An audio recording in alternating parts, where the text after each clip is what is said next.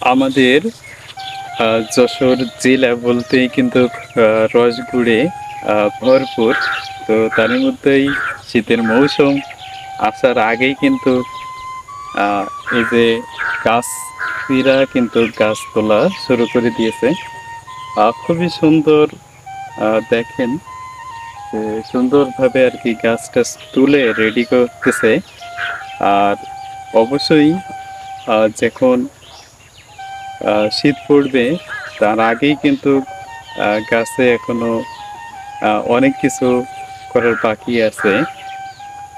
যেরকম নলি করতে, গোজা লাগাবে, এরকম বিভিন্ন রকমের পর্যায়ে, পর্যায়ে কিন্তু এটে শুরু হবে।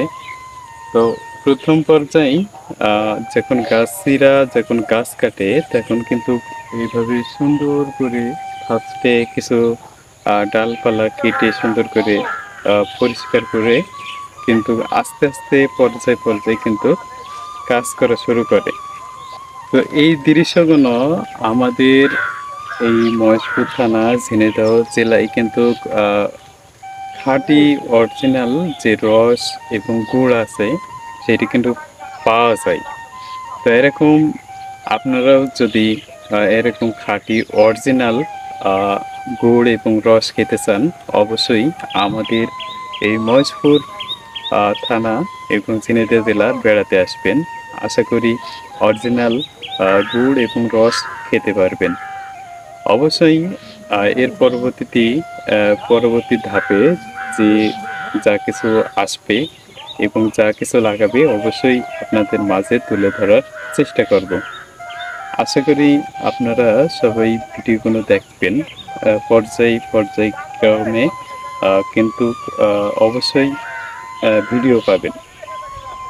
এর পরবর্তীতে আপনারা অনেকে জানেন যে আমি অনেক জায়গায় কিন্তু ঘোরাঘুরি করেছি। কিন্তু আমাদের এই মহেশপুর থানা এবং ঝিনাইদহ জেলার মতন এবং আমাদের পাশে আছে কিন্তু যশোর জেলা।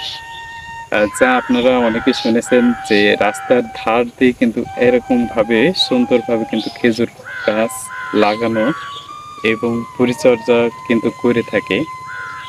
আর শীতকালে কিন্তু এখান থেকে গাছেরা কিন্তু রস এবং গুড় সংগ্রহ করে থাকে। এটা খুবই ভাগ্যের বিষয় আমাদের মহেশপুর আ থানা ঝিনাইদহ জেলার এবং এর পাশাপাশি কিন্তু যশোর জেলার একই অবস্থা।